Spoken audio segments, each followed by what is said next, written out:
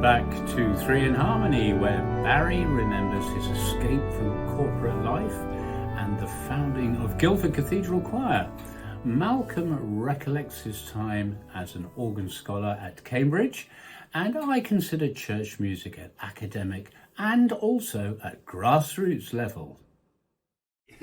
But he came and recorded as often as he could. But in the beginning, we recorded through the cathedral's PA system. Now you can imagine what that was like. The bass next to it, and the alto next to that side. So it's completely unbalanced. But I hadn't got to Guildford, remember, I was still in the insurance office. So I actually had to make that jump to be a cathedral organist. So how did you do that then? How do you go from an insurance office to being a cathedral organist? Because I've never heard anybody else do that. I was pushed. I was actually pushed into it. I was good enough, I think, to give recitals in the city churches. You know, they have these lunchtime recitals. Yeah. I gave one at St Magnus the Martyr. Do you know St Magnus the Martyr? I do, indeed, yeah. And I'd come back rather late from my doing this. I'd take a bit of break to eat something afterwards. My boss was very cross and he said, you know, Rose, he said, you should make up your mind. Either it's going to be insurance or music. And so in a fit of pique, I just said, well, music. And that was it, and left. And no prospects of any sort.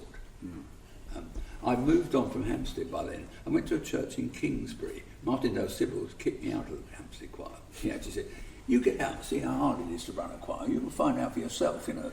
I do it here, but you go. I mean, I think he knew I might do it. He said, go on, get on and do it.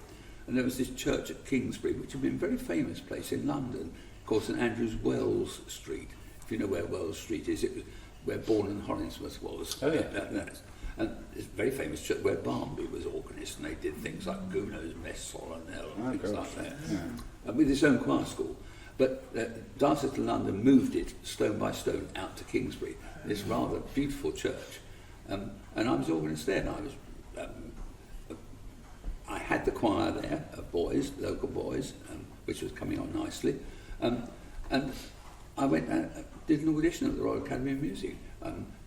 I played the organ somewhere, and a chap called Felix Abrahamian, do you know that name? Was there, and he caught hold of me after and said, you need some proper organ lessons.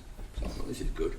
He said, the man for you is called C.H. Trevor, and he's at the Royal Academy of Music. Go there. So I said, well, I don't think I can get in. And he said, just write to the principal. So the principal was a man called Sir Thomas Armstrong, and he'd been organist of Exeter and Christchurch, wasn't it? And he let me in as a mature student. And it was while I was at the academy that the Guildford job came up, and I applied for it. And don't ask me why, got it. How old were you at that point? 25. And presumably you were up against sort of current cathedral organists or assistant organists. You don't need to name anyone. No, I won't name anyone. No, but they were very distinguished people, and I played tolerably at the audition, which was at the Royal College of Music. I improvised incredibly badly. I mean, you know, just the interview was a farce because Sir Ernest Bullock and Dr. H.K. Andrews from New College were music advising. And they kept asking me things like, how would you do this piece of Palestrina, or how would you play this Hindemith sonata? And I said, why don't you ask me how we're going to get a choir going at Guildford Cathedral? Exactly. In a year's time, you've got a date fixed for the installation. And there's no choir, there's no organ, no nothing. So you had to basically start the choir from absolutely nothing. Yeah, that's not quite true, because there was a pro-cathedral choir. Right, okay. And the Pro Cathedral at the top of the High Street, Holy Trinity Church, had a choir, and it wasn't incompetent by any means. It was quite competent. Boys and men. Yes, boys and men. They sang once a week. They sang Friday nights, evensong, and Sunday services. That's all they did. And they had a couple of practices during the week. And there was a few boys in there who I thought would make the nucleus of a choir. But the only way to run, you know where Guildford Cathedral is, on a hill outside the town. The only way to have daily services, and I promised I would do daily services, not knowing how I'd do them, it was to link up with a school. So I linked up with a local prep school, where the music master had been at St Paul's chorister. Oh, really? Called Christopher Cork, whose name you may know.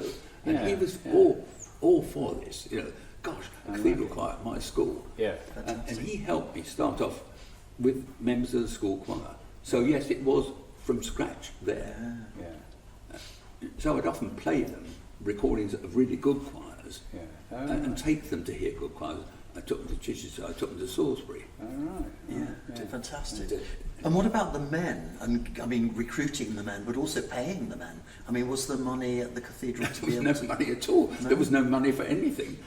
If you know Guildford Cathedral, there was no money to finish the building properly as the architect wanted.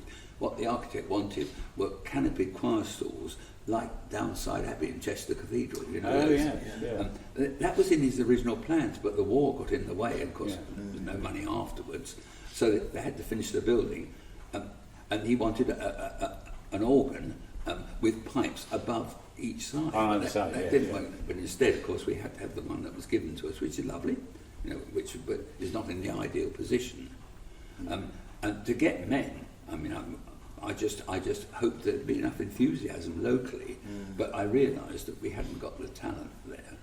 And in the end, we managed to, once the building opened, and remember there were thousands of visitors once it was open, I put a box at the back saying support the music of this cathedral, you know, and we lived on that for a while till somebody gave us 2 concerts with the Halley Orchestra, sponsored 2 concerts, and Sir John Barbaroli gave us the whole proceeds, which virtually set us up. And I committed the dean and chapter to scholarships at the school, and they were absolutely furious with me.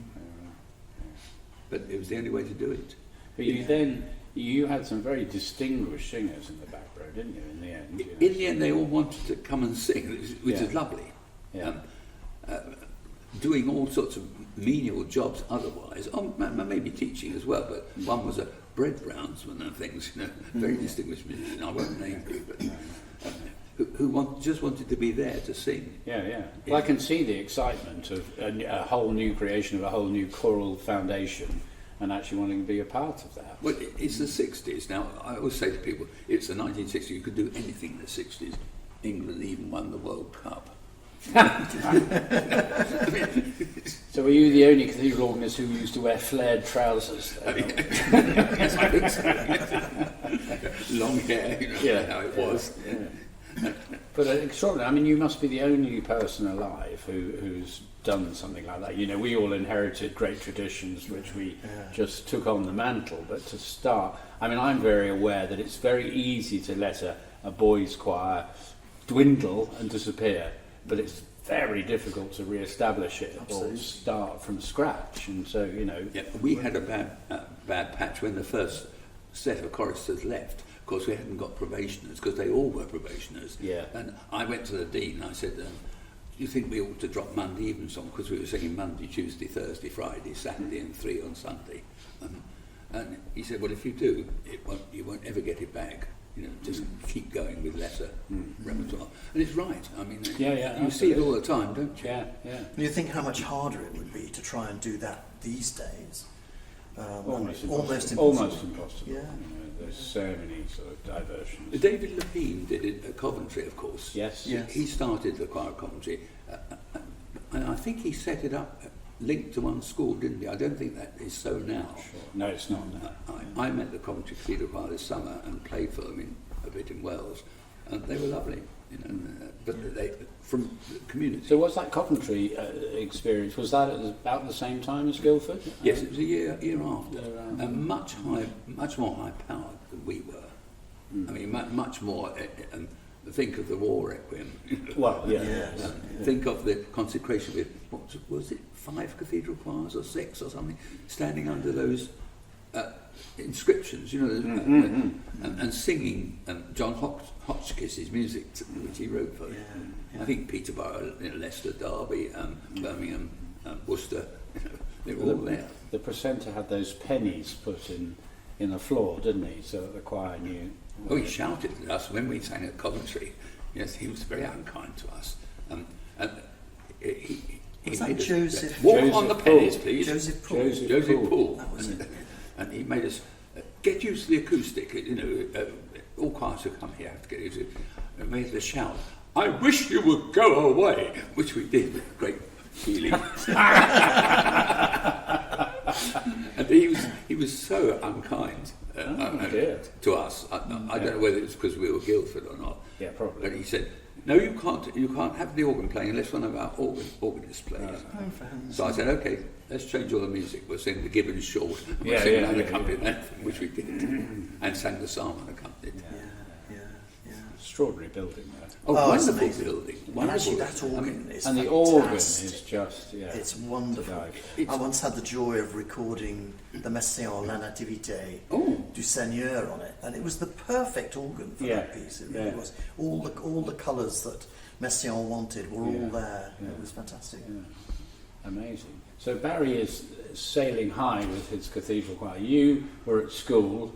And then I know a little bit about your background, and you became an organ scholar, a very posh organ scholar at Cambridge. Well, I did, so via the Royal College of Music. So I was going to say, how did you get to the next step? I spent 2 years at the RCM. I had a situation in my upper sixth where I couldn't decide whether to do the organ or violin, because actually the two were sort of probably about the same in standard, actually. And so I auditioned to the Royal Manchester College of Music as a violinist, and went for an audition, and they said, "Well, actually, we think you should do the organ here." I don't know whether that was a comment on my violin playing. I don't know. It was. So, but in fact, what happened in the end was I then went in for a scholarship at the RCM, which was offered by the Royal College of Organists, and got that scholarship. So I went to the RCM and started lessons with Richard Latham, who was my first teacher. St Paul's Knightsbridge. St Paul's Knightsbridge, where of course he had a wonderful Willis organ, not dissimilar to the St Paul's organ actually. But he said after about a year, he asked me what I wanted to do, and I said I'd really quite like to go into church music, and he said, "Well, if you want to go into church music," he said, you need an organ scholarship at Oxford or Cambridge. Now, of course, these days that's absolutely not the case. I mean, you proved that wasn't necessary as well. But I think I'm slightly, an exception to that, isn't it? It's still the traditional path. But in those days, that was very much the route that you went, wasn't it? Absolutely. So I then went in for the Jesus Organ Scholarship at Cambridge, and got it. So and that was my introduction to choir training, because we had there was no director of music. No director of music. There were boys from local schools, something that they still do, of course. And it was a good way to learn how to manage a choir and about repertoire and everything. I always remember when I arrived, my predecessor Terry Albright had said, we did Tippett St John's service last year. What? I said, "Really?" I said, "That's really hard." He said, "Yeah, but he said the copies have mysteriously disappeared." And it turned out that the head chorister had decided that they didn't like this piece, so they'd got what they called the Yellow Peril, and gone and burnt it in the woods on the edge of Jesus College. So the Yellow Peril was no more. However, we did buy a new set of copies. And you did it? We did it, yeah. Because Jesus has spawned a number of very distinguished church musicians, hasn't it? Yeah, James O'Donnell from Westminster Abbey. And then further back, Peter Herford and Richard Lloyd. Gosh. And was Geraint Bowen, of course. Because Geraint was a chorister at Hampstead Parish Church that you mentioned. So there have been quite a few. I think that whole thing of the organ scholar running the choir was very much a sort of formative experience for a lot of us young organ scholars. But it's sort of chucking you in at the deep end, though, isn't it? It really is. Yeah. I mean, age 20, I had to go around local primary schools, meeting headmasters and headmistresses and auditioning the boys, and then inviting them back to the college with their parents for a tea party so I could talk about the choir. It's a lot of responsibility for a 20-year-old. How often do you sing in those days? It was 4 songs a week. That is a lot. So it was Tuesday, Thursday, Saturday and Sunday. And this was when? This was, I was there from 1972 to 75, but that had been the tradition for a number of years. Right. And where do you go from Jesus then, when you graduate? After Jesus, well, I went to Magdalen College School in Oxford, and I actually in my 4th year I decided to do a Cert Ed, and they sent me to Magdalen College School to do my teaching practice in the middle term, and then while I was there, the job came up of Assistant Director of Music, and they said, "Would you like the job for next year?" So I did that for 2 years, and then moved on from there to Norwich Cathedral, where I was assistant. Didn't you go down to London to audition? Well, I did. Obliquely referred to that because Yes. Cambridge organ scholars, including Andrew Davis, of course, always tried to go and be assistant organist to Martin Dale Sidwell. Yeah, that's Really? right. Absolutely. Yes, Yeah, yes, that's right. He went to St Clement Danes as well. Yeah, there were quite a number of. And you went, did you not? I did. I always remember my audition I told the story. because Tell it. I took along the Bach B minor prelude, which I just learnt, and I was quite proud of the way I played it. So I played this to Martin, who didn't say very much. He just got to the end and he said, "Very nice, my boy, very nice." He said, "Now let's do something really difficult. Play a psalm." I've never forgotten that. So I then had to accompany a psalm while Martin. While he just sang. While he sang. Yeah, But you know, I mean, actually, having said that, I learned so much from Martin about choir training, but also about psalm singing. Yes. I mean, he had such a wonderful approach to psalm singing, and also he used to do things that you don't often hear people saying, like, you know, tenors, you're on that note with the basses, so don't sing it so loudly, because otherwise you're going to unbalance the altos and the trebles. You know, that sort of internal balance of chords. He was very, very keen on. And what about you, Simon, then? What did you do? What did I do when I left school? Well, so I was very anti-Oxbridge. I didn't want to go to Oxbridge. Whether I'd have got in or not, I don't know. And I've always had a bit of an issue, I have to say, and now I'm sort of through the system, I can say, that, you know, I was never very happy with the Oxbridge route, and to this day I still think that although it produces wonderful players, running choirs is about dealing with human beings and inspiring human beings, and I've always said I think that cathedral organists should spend some time in a parish and work and learn your trade, learn how to deal with people, but it doesn't always happen, and so, you know, my reflection is sometimes you get rather sort of boring cathedral choirs. Because you said once, I remember, that training a choir is like looking in the mirror. It is. And I've never forgotten that. That's right. You know, They are a total mirror of you. Yep. If you go in smiley and energetic, the boys, girls will reflect that. If you go in like a grumpy old curmudgeon, you're stuck. Anyway, so I went to King's London. I did a BMAS at King's London, and I did keyboard studies at the Guildhall. And I had organ lessons with Anthony Greening, who edited all that stuff. He'd been assistant at Lichfield, was it? No, Richard. Oh, that was Robert. And was it Ely? Or I'm not sure. Yes, Anthony Green, yes. Yeah, Ely, I think. that's right. What I remember though, during my lessons, I hope I'm allowed to tell you this story. Obviously, he used to have a mug of gin. Whether it was my bad playing, I don't know. But I learned a lot from him. And yes, and then Music in Kings was there? yeah, Brian Trowell was the Heather Professor of Music, and the only thing I felt about that, we had a very distinguished group of lecturers, but I felt that the focus was very much on postgraduate study rather than, and in fact my BMAS course was a trial one, was a new one they were starting, and so sometimes I felt they were sort of making it up as they went along, but I mean I enjoyed it, and I wanted that grounding of you know, academic music and practical music. I was trying to get at, did you play it in a chapel? You know, there was a chapel at King's. Oh, King's. Yeah. But in those days they didn't have a choir like they have today. You know, that lovely man who passed away a while ago. David Trindle. David Trindle, yeah. You know, they have a wonderful choir now. But I used to play in the chapel, but it was fairly simple stuff, really. It was nothing. But it's all experience. But it's all experience. And funnily enough, actually, I remember doing auditions or something, and I played the B minor at one of those huge churches in London somewhere, and I can't remember what I was auditioning for, whether I got anywhere.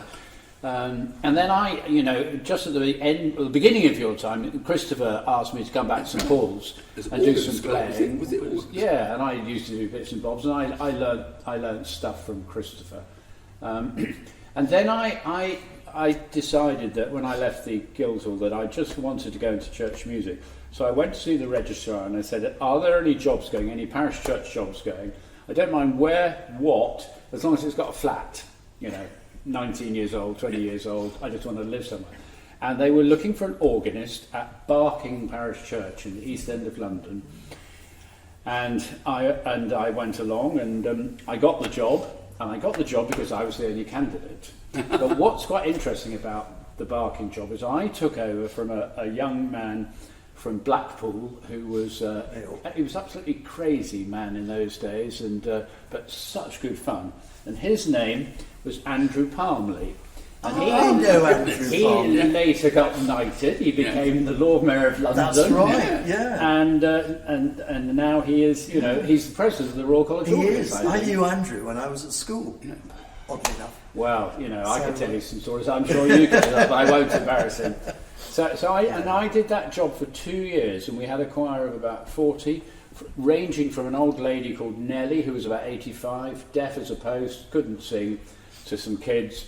And what I learnt in those 2 years was invaluable to how I went on in my career, because I just learnt how to deal with people and individuals. And I mean, it was a really special time. In a way, it was a really special time. And I spent 2 years there, and I feel very richly blessed actually, because I sometimes am not taking away from anybody else and all these distinguished colleagues, but I have had the fortune of working at every level of church music. So I started as a chorus at St Paul's. I went to Barking, which was a little East End church.